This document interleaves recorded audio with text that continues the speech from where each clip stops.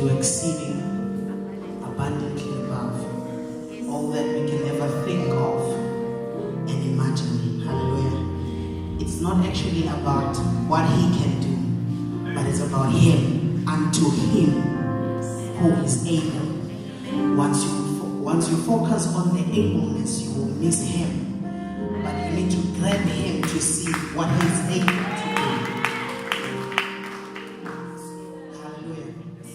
It was one evening that I was sitting and I realized that we look and search for things in this world that God can provide. But we miss the things because we don't have him. Hallelujah. And I said, God, if you don't give me anything but bring me closer to you, just draw me closer to you, because hallelujah. It doesn't matter when it happens, but the fact remains that in his presence there is nothing that is impossible. Hallelujah.